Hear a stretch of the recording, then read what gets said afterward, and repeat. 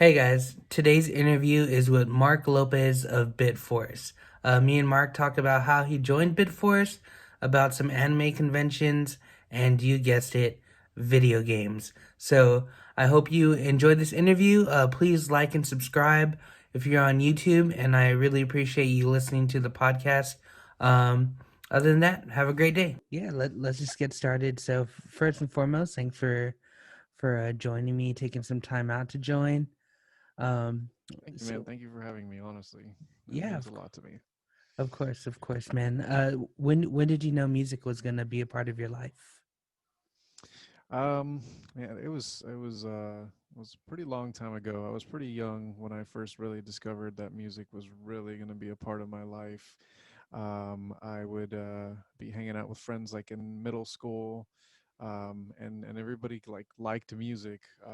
But I was really into like finding out like all the stuff that bands had done. In the early '90s, like it was all grunge stuff, so I kind of like stuck into the grunge scene, and I would just listen to everything I could possibly get my hands on. It kind of like started with like old Pearl Jam and Soundgarden and stuff like that, and it kind of just blossomed from there. But that's I was really into it. I would like even find out lyrics and like try to sing along and sing as well as some of those artists would. But you know they're great singers. It didn't always happen. Yeah, for sure. Is there any like songs or bands that really stick out that like influence you to pick up an instrument? Picking up an instrument, yes. I mean, I don't want to sound stereotypical, but I mean, of course, Metallica was a huge part of my life back in that time. I mean, they were huge. There was no way that you could avoid them. Um, but yeah, Metallica, I would say Megadeth was a big one back in the day as well. Um, Lots of them. I would say like Pantera is a big inspiration to me too. That kind of really got me wanting to learn how to play guitar more than anything else. Yeah, I'm mainly a bass player, but like once I would hear like some of the stuff that Dimebag would play, I was like, man, maybe I should pick up the guitar too. Yeah. So when did you or what was your first instrument that you learned? It's bass. Bass is my first instrument. It was my primary instrument. Um, a funny story about that actually is my dad just got me a guitar one day. It was a cheap classical guitar from Mexico. I lived in a border town, and you can easily just cross the border, and people will sell their guitars for like $20 or $30. So he got me one of those, and I didn't really feel it. So I ripped out the strings and bought some bass strings and like just destroyed that little classical guitar, and it just had no idea what it was what it was getting itself into. And Um, yeah, I slapped some 5 string bass strings on it, and that's how I've been ever since. Man, that's awesome. Like, what made you want to play bass over guitar? I don't know. I think it's just as as as a child growing up, I would always hear the bass first. It was just the first instrument that would stick out to me. A lot of people are always like, "Oh, the guitarist is doing this," or like, I mean, of course, the vocalist, like the singer's like singing this, and I don't know. I just bass. It was always there, and I was like, man, like I want to do that. Like there was like some cool bass players at the time. Like I said, Pearl Jam and Soundgarden were big inspirations, and Ben Shepherd and Jeff Ament were just really crazy bass players like at that time. And I didn't really fully realize it at that time, but they're huge inspirations to me. And like I just always wanted to sound like them and like move like them on stage. And it was a cool little time to be alive, Yeah, so for to sure, speak. man. All the bands you listed like remind me of 99.5 Kiss over here. Yes, I mean, yeah, that's unfortunately we're still stuck in that era with that radio station. They just don't want to move forward. I mean, I have opened my musical heart since then, but Yeah. yeah, they're stuck. They're still there. Yeah, man, it's pretty wild. I guess speaking of like radio, like how so if like stations like Kiss are just still playing the same things, like how are you discovering new music? Um, I started discovering music through like downloading discographies of bands that people would tell me about back in like the early 2000s when that was just the thing to do. So that's really what I would do. It was like, oh, somebody would tell me about a band. Well, I mean, I'm just gonna go download everything they've done. Let's see what happens. Yeah, there were some bad trips down some discographies, but I got some good ones. I really like learned about like the Melvins that way, and like Deep Purple, and how much like really cool stuff they really had out there. That's not Smoke on the Water.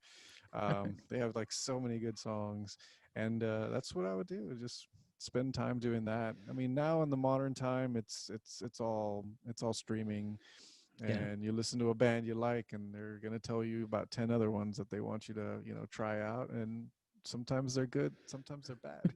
Yeah. You never know Yeah. what that journey is gonna be. Yeah, for sure. There's just so much out there. Yeah, I think absolutely. I think you froze. Yeah, one of us froze for a second, but it's good. I don't think we Oh, good, lost. Yeah, I don't think we lost much. cool. What? So, when did you start like starting bands or like joining bands? Okay. When I would say probably before going into high school, I hung out with the same group of friends pretty much growing up through life in school and stuff like that. And we kind of bonded over our mutual love for music. As we got older, our musical taste was getting heavier and heavier, and so we wanted to do that ourselves. So I'd say like right before we went into high school is when I finally convinced my dad to get me a real bass. Um, and then I had some friends get guitars. I had another friend get a drum set, and then that was it. That's where it started. I've been in quite a few bands since then, but I mean most of them are not real real bands that did anything. We were just messing around. So many cover bands, so many cover bands. No. But yeah, that's pretty much what I've been doing. Been playing bass in every band I've ever been in. I love playing guitar, but I mean, ultimately, I think being the bass player is best because there's a lot of guitarists out there. So I keep myself versatile that way. Yeah, for sure. So when you started your band, were you in San Antonio or were you still? No, I'm from Laredo, which is only like 2.5 hours south from here. But that's where I come from, and that's where all my bands pretty much were from, like from back in the day. A lot of metal bands and like death metal stuff. Yeah, I was in a punk band and we played like at some, I don't know, some warehouse or something in Laredo. Maybe it wasn't a warehouse, but Yeah. had like a black and white checkered floors. I remember that much. I don't know what it was Okay. called. It's That doesn't. I mean, it sounds familiar to me, but I'm not sure I can remember it. I it mean, was like play. a horror punk show. Yeah, I mean, places come and go in Laredo. The same place always has a different name the next time you have a show there. So Yeah. so many. So how'd you get involved with Bitforce? Bitforce. Well, pretty much it all stems from Joey. We had been working together at Guitar Center for a couple of years, and he just told me about this project he was working on with a couple of friends. And he showed me like an early version of the Song of Storms, which is a Zelda song, and it was great. It was one of the best like renditions of that song I'd ever heard, and I was like, dude, I need to be part of this. Like, I need in on this. And he actually like rejected me the first couple of times. He's just like, I don't want this to be anything. Like, I'm just trying to keep it small and just do this little thing. Um, but I mean, he eventually went on and did like the Power Rangers medley that we play with that group, and I just kept hounding him after that. I was like, dude, no, I'm gonna be a part of this. It's gonna happen. And yeah, eventually we got together. He recruited his brother on drums, which I think he had previously been in bands with him before, so it was just pretty easy to just pick him out, and we started jamming that way. I guess it was never intended to be what it is now, but it was still fun, and I'm glad I finally got him to take me in. Because Yeah. I mean, y'all's music, y'all's covers sound amazing. Like they're super thanks, heavy man. too. Like Thanks. when I was just listening, like I was kind of surprised like how heavy they were, which is so awesome. Um, so Thank you, were man. you real into video games like before joining Bitforce? Yes, I was a video game child. I'm the youngest of three, so I spent a lot of time watching my oldest brothers play video games back in the day. But eventually, like I saved my pennies and got myself a system of my own, and yeah, I've been in it ever since. Like I was the kid who would like I would walk into my brother's room when he was sleeping and play with the volume on mute just to get like an hour in. So so yeah, it's been a sickness, Yeah, for sure. but What one was I the don't mind. me too, man. What was the first console you got? Me, it was a Sega Genesis. My brothers got the Nintendo when it first came out, and I mean they would spend pretty much most of the time playing it. I got a game in every now and again, but once I got the Sega, it was all me. Couldn't Yeah, touch it. yeah. I think I was more of a Sega kid growing up too. What Nice, were some of your nice. favorite games? I was an RPG kid, man. Like Dungeons and Dragons, like any of like the Shining games, Shining in the Darkness, Shining Force, all that stuff. Huge Fantasy Star fan. I still play those games to this day. I'm still playing Fantasy Star 4 over and over again. So stuff like that. Of course, you can't forget about Sonic. I had Yeah, every Sonic game that ever came out. So I mean, there's a lot of them. There's so many games. yeah, It's hard to even think about them. Shadowrun, another game that comes to mind. Like so many good ones. yeah, man. What's like a soundtrack that sticks out other than Sonic? Yeah, yeah. I mean, is it Sega related? I It could be mean, whatever. Yeah, okay, anything.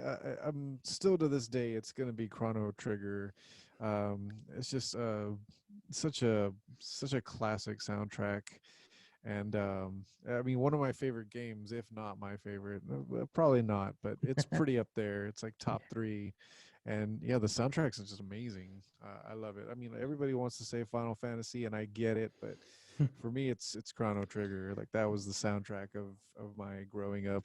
That just every time I need a song in my head to make me feel better, Chrono Trigger. Ah, uh, now I feel good.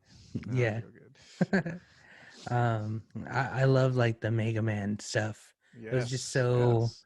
metal, It but was. yeah, Yeah, I mean, it really was. I mean, you could tell that that's what they were trying to do. I mean, there's so many like gallops and like the bass drums, and it's just like you guys are trying to write some metal music, but it has to be all 8-bit. yeah, And but I mean, it transfers so well, like especially the Mega Man. That's why so many bands have covered their stuff. Like it's so easy to just take it from computer to guitar and just throw it down. yeah. What have y'all been doing during this quarantine? Actually, we spent most of the quarantine recording this album. We had probably only had like 1.5 songs like that we actually worked on. We already knew what we were gonna do, but the number of songs that like actually got added to the album would go up and down. Like it was as high as 12 at one point, and then it went down to 5, and we kind of like just agreed to stay at 8. And we worked on that pretty much the whole time. Where we're just doing our own separate things. Toph would go and record some drums and send it to Joey. Joey would add the guitar. He would send it to me. I'd add the bass, and we just keep rotating it until we finally got like everything that we needed. And that's it. Like we did a couple of like promo videos with Mega Man and I think Power Rangers. I don't know if we even actually did the Power Rangers one. I don't know if it came out. But it was just us like being in our rooms and then splicing them together. um but yeah, it was pretty much the album, man. Like having the time off just gave us the ability to go in whenever we could and just power it out. And yeah, once everything started reopening, we would notice that like the speed that everything was going at was slowing down. And Yeah, that's why I kind of pushed the album as far back as it did as it got pushed. Um, but we did it. We did it. It's Yeah. there. It's ready to go. When you're recording or when you're like learning these bass parts from some of the songs that y'all cover, are you trying to go note for note, or are you trying to do your own kind of interpretation? I would like to say we do our own interpretations. I'm thinking maybe like 80 to 90% of the note catch is what we're actually trying to go for. As long as we play a song and you recognize it, that we're good. But typically, like we like to go for like what can we do to make this like heavy? Like what can we do to actually like make you headbang to it? I mean, it's a good song already, but we need that extra oomph. Like we need to make you get into it. So we spent some time like doing like just what kind of chuggy licks can we do here and chuggy riffs can I do there and stuff like that. Hell yeah. Um, what's like one song, like your just song that you want to like cover that could be like the most, I don't know, magnificent like songs like. Ooh man, that's a good one. I honestly have like a pretty decent list, but I would love to do the theme song from Evangelion, and I'm pretty sure it's been done before, um, but it's just such a good song, and I really wanted to do that one for a while. That or like a really like out there Metroid like kind of medley. Of course, a lot of people have done Metroid also, but I mean, I've had some ideas on the back burner of songs that I haven't heard people do that I think would just be like, oh yes. So hopefully that nobody does that, but those are two of the major ones that I'd like to do. So a bunch of Japanese vocal stuff as well. I'm not good at it, but I mean, I like doing it. It's fun. I don't care if I sound bad. It's fun to do. Yeah, for sure, for sure. Yeah. Man, awesome. I can't wait to hear just like the progression.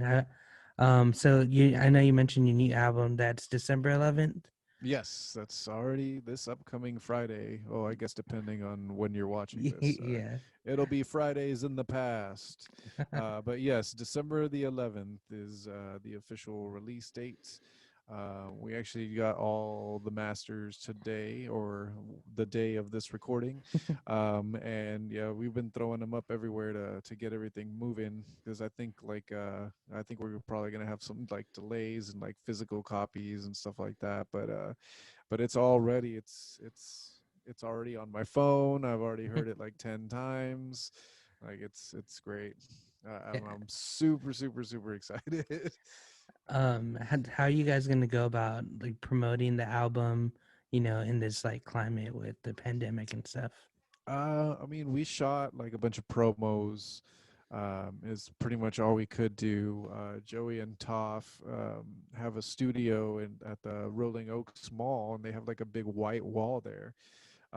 So they've just been getting in there and shooting like recordings and videos and stuff like that of just, whatever crosses their mind. Like Toph did this like little trio of videos with this character called Tony Chopper, and he's just like trying to be like a QVC guy trying to sell our album, but he doesn't know what it is, and he's just doing all these wrong things, and it's great.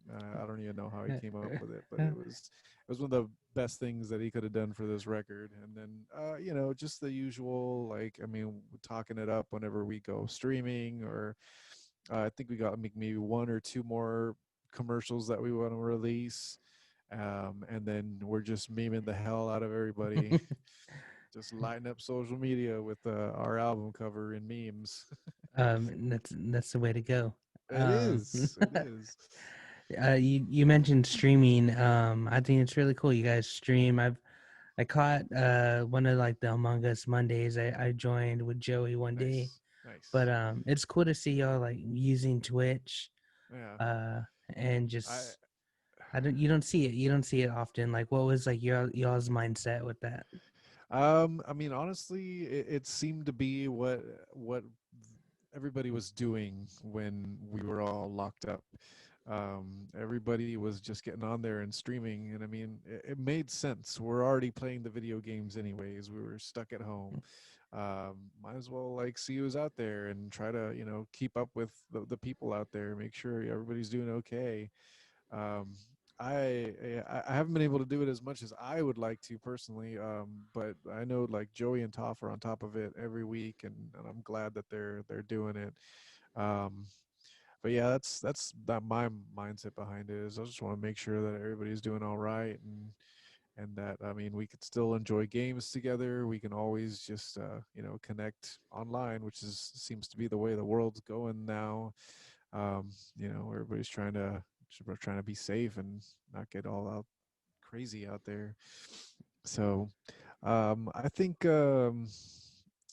the Twitch thing was just something that inevitably had to happen, and just playing games with y'all is fun. I've been on there like watching when Joey plays Among Us, or whenever Top's playing whatever games he plays, and it's fun. Like it's great to see, like especially Among Us. It's great to see like all the people like having fun with a game again, and everything's okay for a few hours. Yeah, You for kind of sure. forget about what's going on out there.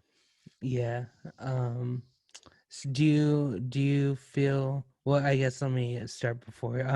You guys play like a lot of conventions. Like, I've seen you at some of the anime conventions, gaming Yeah, conventions.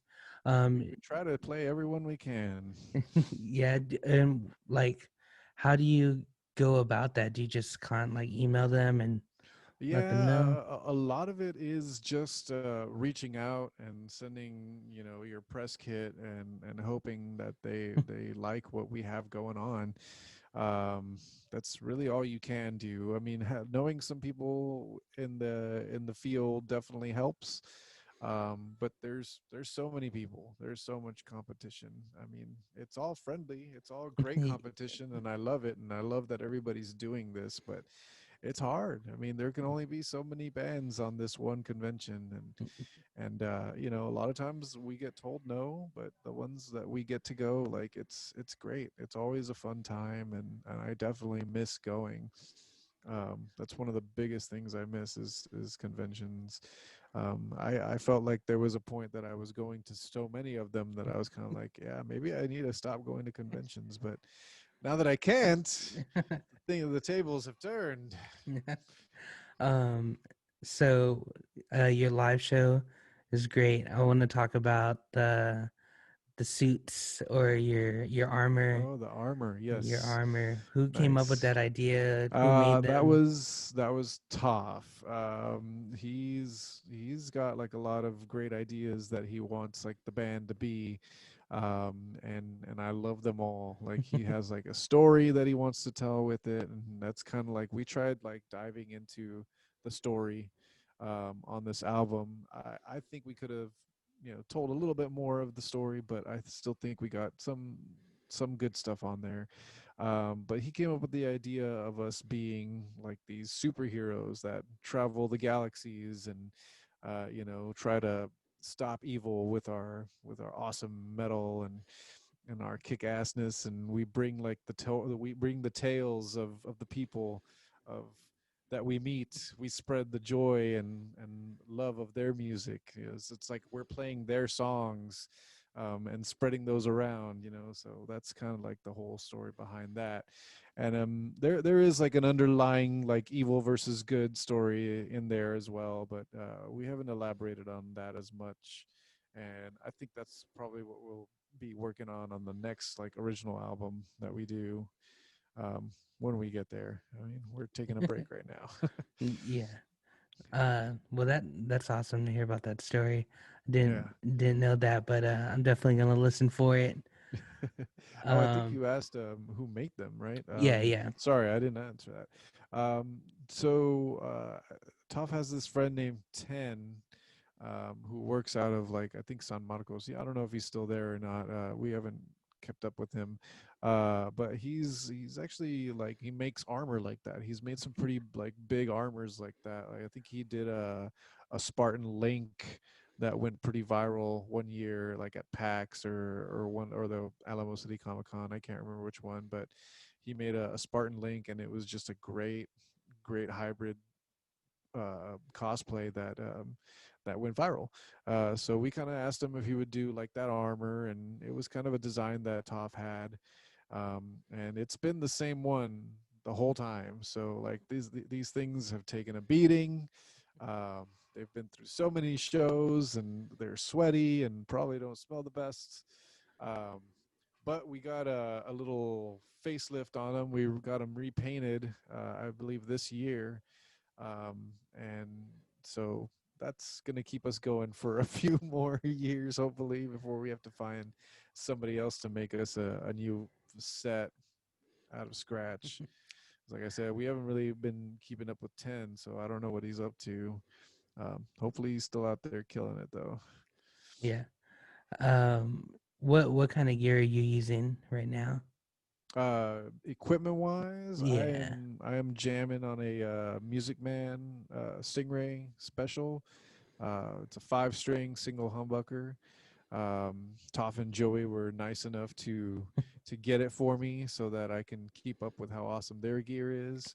And I'll never ever be able to, repay them, but it's a great piece. It's like probably one of my dream bases, if not the dream base. So I'm grateful for that every day.